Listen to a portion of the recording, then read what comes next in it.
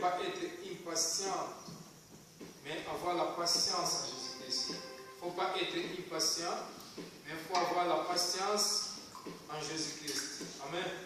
La patience dans un chrétien, c'est très important. Mais il ne faut pas être impatient comme les gens qui ne connaissent pas Dieu. Nous, on connaît Dieu, on doit avoir la patience. Amen.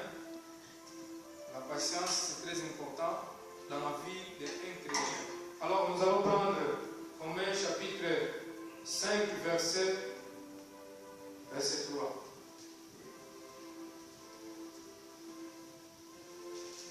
Romains chapitre 5, verset 3. Qu'est-ce qu'il dit alors, Romains chapitre 5, verset 3? Je peux le lire?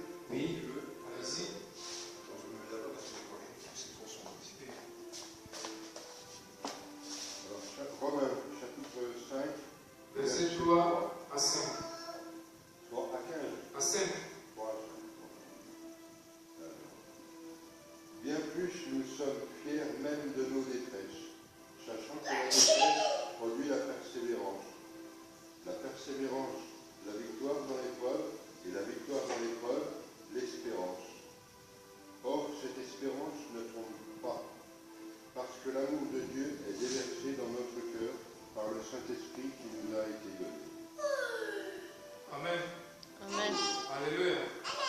Donc, bien plus, nous nous réjouissons même dans nos détresses, car nous savons que la détresse produit la patience. Amen. Donc, on doit se réjouir,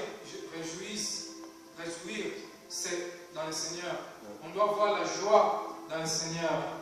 Pardon, il parle pas de patience, il parle de persévérance. Le tien, de bouquin, de livre, il parle de la... Ok, merci. Il parle Donc, là, la Bible dit, on doit avoir la patience. On ne doit pas être impatient, mais on doit persévérer dans le Seigneur. On doit demeurer dans le Seigneur. Alors, là, la Bible, c'est pour cela que la Bible nous dit ici, bien plus si nous nous réjouissons, même dans nos détresses, car nous avons que la détresse produise la patience.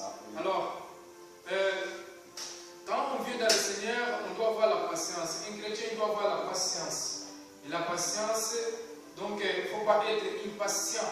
Quand nous avons la patience d'attendre quelque chose qu'on ne voit pas, on n'a jamais vu Dieu, et on a reçu Jésus-Christ à travers l'Esprit, le Saint-Esprit. Donc, on connaît Jésus aussi à travers de la parole de Dieu. Alors, c'est pour cela, la parole, il nous fortifie. La parole, il nous fait demeurer en Jésus-Christ. Nous sommes unis avec Jésus-Christ à travers de la patience.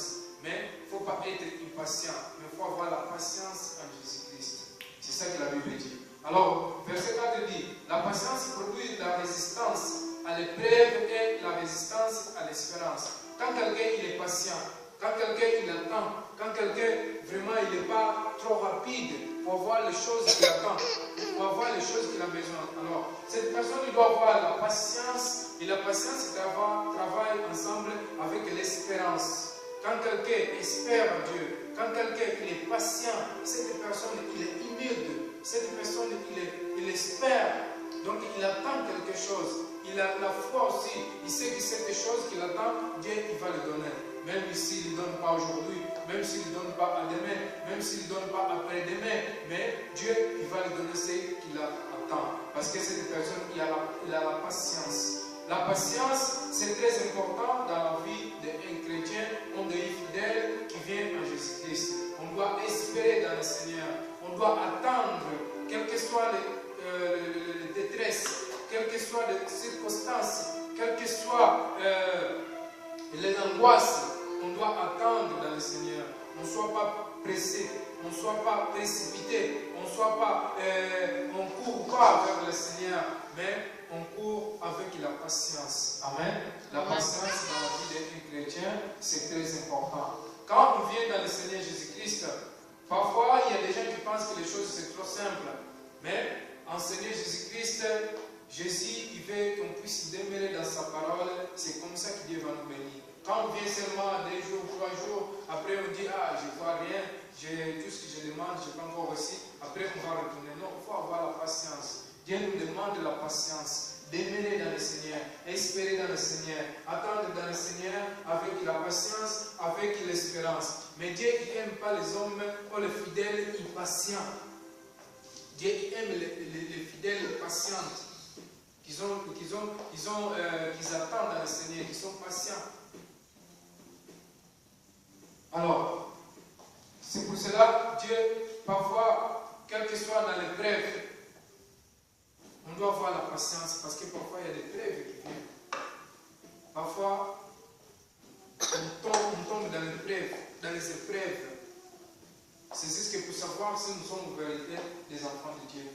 Et parfois aussi le diable nous tente. Il tente.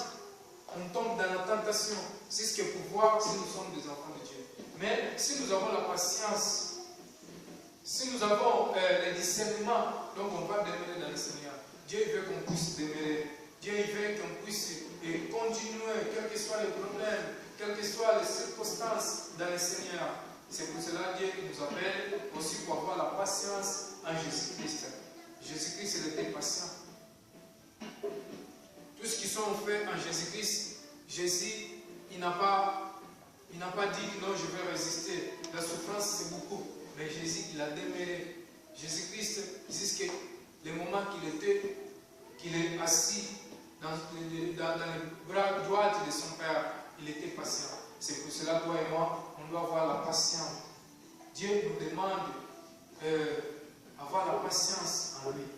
Attendre avec l'espérance. Résister en Dieu. Et donc demeurer ferme avec la foi en Jésus-Christ.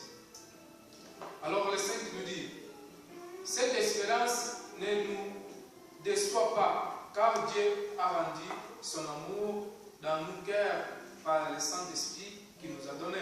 Donc l'espérance de Dieu, il ne nous donne pas le désespoir. Mais la patience de Dieu, il nous donne fermement, il nous donne la foi. Ça veut dire qu'on demeure en Jésus-Christ. Parce qu'aujourd'hui, Dieu il nous appelait pour lui servir. Dieu nous appelait pour venir en lui. Dieu nous appelait pour donner nos pardons, nos problèmes en lui. Alors, il n'y a pas une autre personne qui peut donner la solution de nos problèmes, car Dieu est seul. À travers de Jésus-Christ, son Fils, qui Dieu a envoyé dans le monde, c'est lui la solution de nos problèmes, comme la Bible dit dans le Matthieu chapitre 11, 28, qui venez à moi pour tout ce qui est fatigué et je vous donnerai le repos. Dieu il nous appelle pour qu'on puisse demeurer, pour qu'on puisse hériter la royaume des cieux.